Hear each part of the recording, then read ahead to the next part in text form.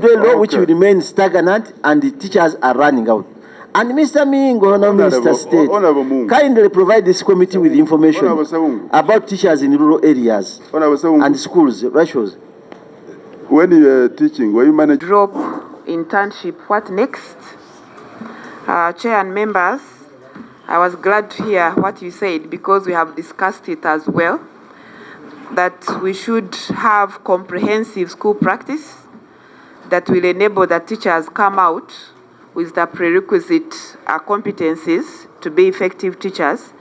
And one of the practical way of doing it was to start school practice in first year, so that they do it for the 3 years. 400,000 will be able to go and upgrade and get a bachelor degree, whereby he has to pay something like 2 million shillings. Thank you. To implement this in terms of paying, and when he was answering about paying, helping teachers to upgrade, I don't know whether it continues to even the private teachers who are teaching in private schools. Will they be also given equal opportunity if they want to upgrade? Will the government come in and help them? I personally think what is important for the pre-primary teachers and leaders is early childhood development, early childhood education, and not necessarily a degree in education. Now, the bill does not mention anything on early childhood education, which is the key skill needed for the pre-primary, and yet it mentions the degree in education, which is far up there. Okay, let's try to calm down a bit. That for pre-primary, we can talk of a diploma to start with, and then we phase it out. The other one, stand. There will be that view, and I'm sure you're going to get it down there. So Honorable Muyingo and I will have to face that fire. The issue of saying that a degree is necessary is panchuria, Mr. Attorney General. It's not useful for teachers in primary. The only way and in nursery, it is not necessary. People who have taught better were even vernacular teachers. So at this time, when we have rationalized almost 29 agencies, do we really need to create another entity, a council that is going to regulate teachers, and yet we have Ministry of Education, which is fully fledged? Today we are talking about a degree, maybe tomorrow we'll talk about a master's degree, or maybe after that we'll talk about a PhD. But that, what we are talking about now is the minimum qualification. But the other requirements that may be required for anyone to participate in this space will be set by the council. Now, you see, you're introducing a council. Now, what you're trying to do here is to have a blended method of regulation, blended by government and the stakeholders, where you now have the stakeholders go in and consult, and then come back and say, this is what we think works for our space. The teacher, we shall have a standard teaching profession. Once we professionalize the education, the differences will not even be there. Right from nursery up then, we will require them to carry out research. We shall expect the teachers at all levels to publish. Pre-primary education to be run by private agencies. You have not answered this one, Honorable Minister, because it indicates that government is detaching itself to around, there is some 20-30%. I'm just assuming that percent which is remaining. Because when you go to primary education, government has opened up. It has both, those who wish to go to private primary schools can move there. Those who want to go to government can go there and so on. Now, when we read primary, purely in the hands of the private people, I'm telling you there's going to be a big problem, because currently, if you look at the fees, people are paying almost 2 million shillings in primary school, pre-primary. It has to be addressed. What we can take away from here is a concern that there is a challenge that members are anticipating in the Education Act, and ask government what it is that we can do to deal with the space in the pre-primary.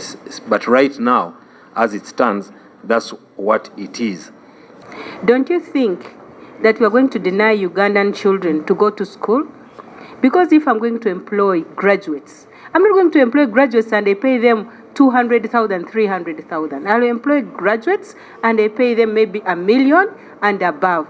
So that cost of payment of school fees will be high, and most Ugandans cannot afford. Therefore, we are blocking out most children who won't be able to afford to go to pre-primary education, and yet when they go to government schools at P1, they will not go back to teach them what they were supposed to learn in pre-primary. At all levels, we don't have a shortage of teachers, and people have already started even preparing them. So those who are the grade 3 are moving on to diploma, from diploma to degree. But what is important here is that we have got to set standards as a ministry. It's better that the government thinks of ways of ensuring that you act by example. Because other countries like Tanzania, they have those nursery schools owned by government and others owned by private. Mildly, we are saying that if you want to run a pre-primary center of education in Uganda, as a private individual or agency, you must recruit a person who has these kinds of qualification. And Honorable Vice Chair did raise the issue about early childhood. These are moving targets. And if you look at the section 40, clause 43 and 44 that you're talking about, that is exactly what we are trying to deal with. A child to school, that's the law.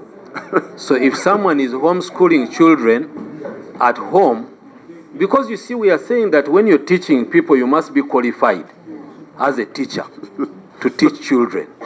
Now we are discussing homeschooling. What I can tell is that homeschooling technically is illegal, but it is a policy issue that the Minister of Education, if members of Parliament are saying is happening, we need to address and say, how do we regulate homeschooling? But as it is right now, the law requires you to take children to school. Correct.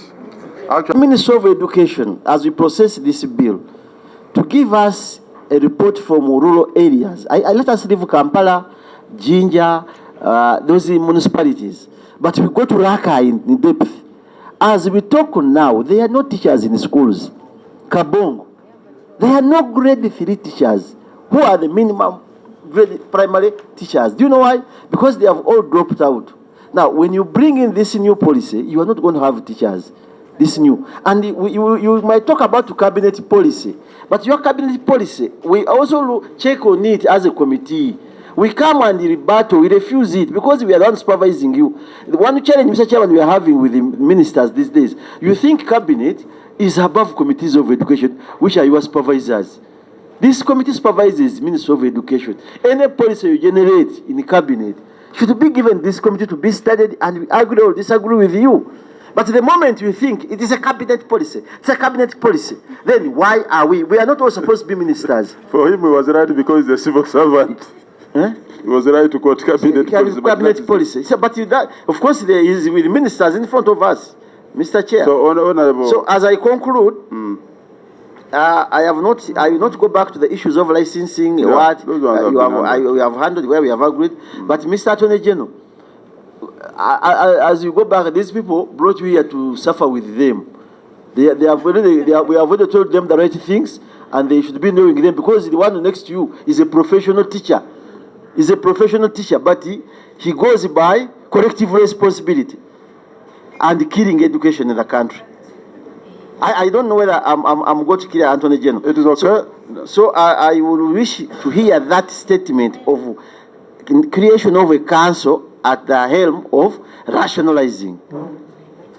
But I can assure you, don't mislead yourself. You will not get teachers, nursery, and you have no institutions in Uganda.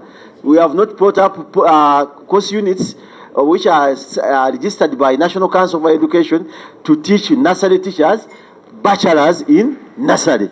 You don't have them. Could you table them here so that you don't be shamed the Attorney General, as we have always had you here? Okay.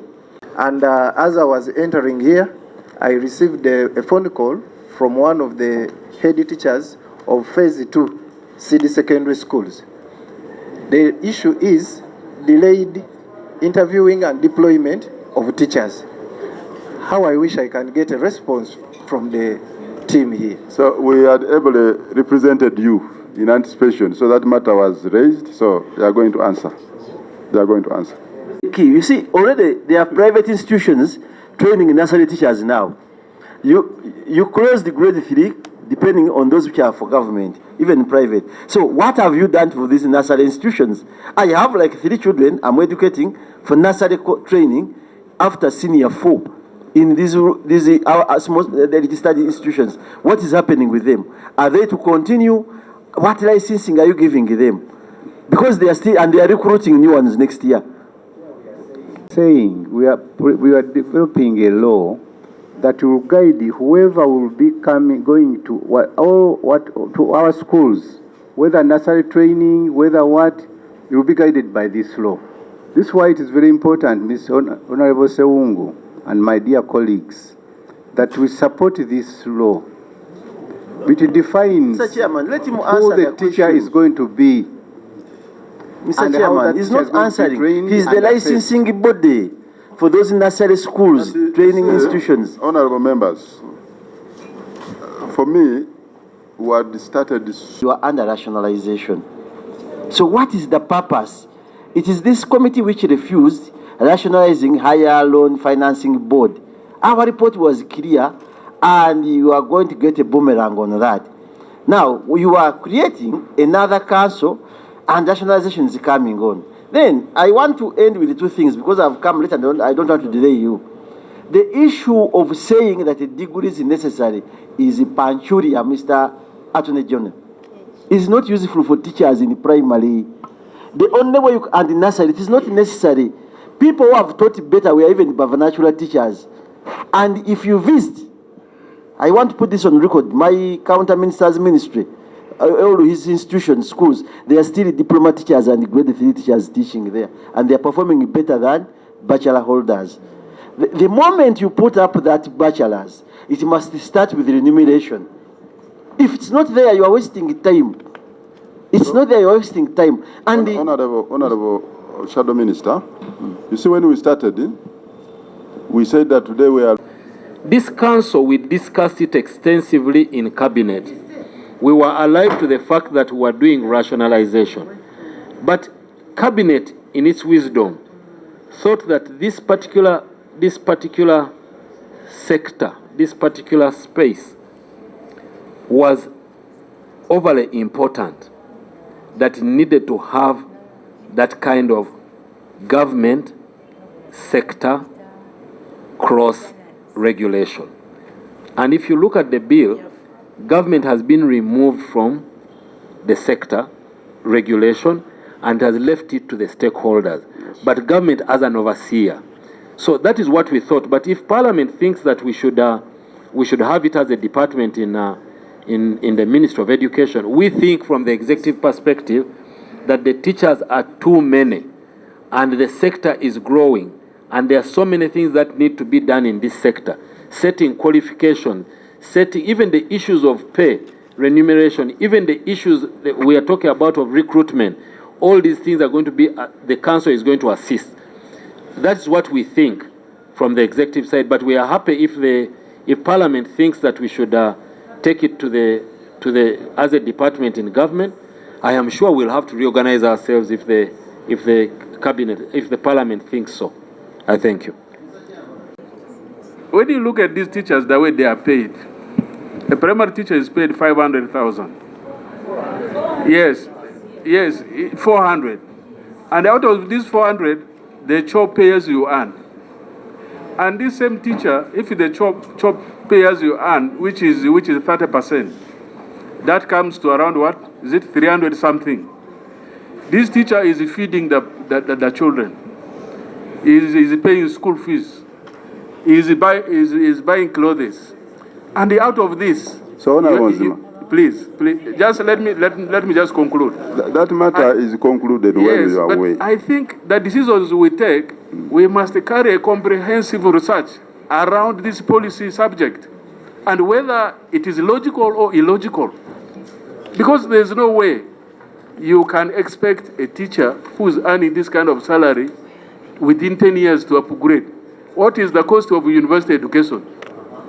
What is the cost? Let's be honest. You see, many times we sit here in Kampala, we make decisions, we don't look at every corner of this country and the levels of economy. So let's be realistic to ourselves. Like the PSK dress was there.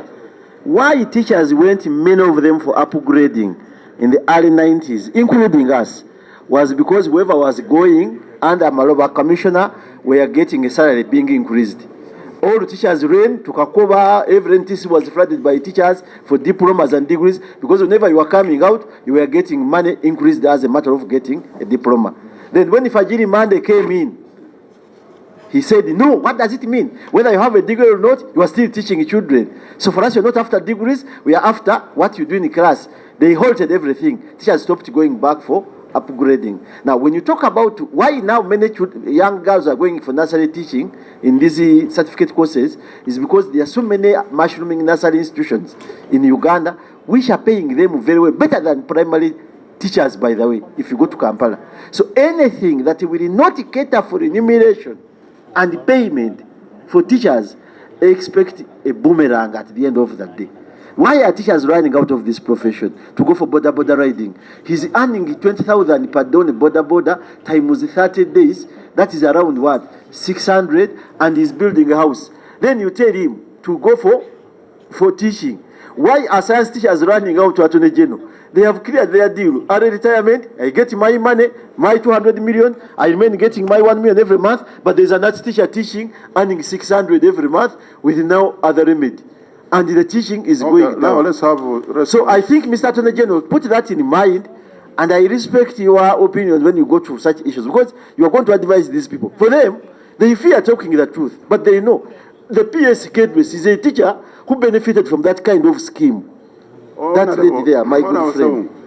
I thought that is all. Thank you very much. Akachiko kakulu nnyo kaita regulator, professional regulator. In the education, in our sector, if we are to professionalize it, we need somebody who will be checking on this teacher, checking on that teacher, and showing us direction. And that's the council we are talking about. Without it, we cannot be talking about professionalizing the teacher. We cannot. We'll only be. I'm sure many of you have shared with me, are not happy with the type of education you receive. We are trying to address that by putting in place a teacher. Everybody would want to touch the brains of his child. And that teacher has got to be regulated. That profession has got to be regulated. The private sector, for example, has come in. The private sector needs to be regulated. We need to know who is going to handle the brains of our children and prepare a law that will promote that quality teacher. That's what we are talking about. Honorable Minister, yes.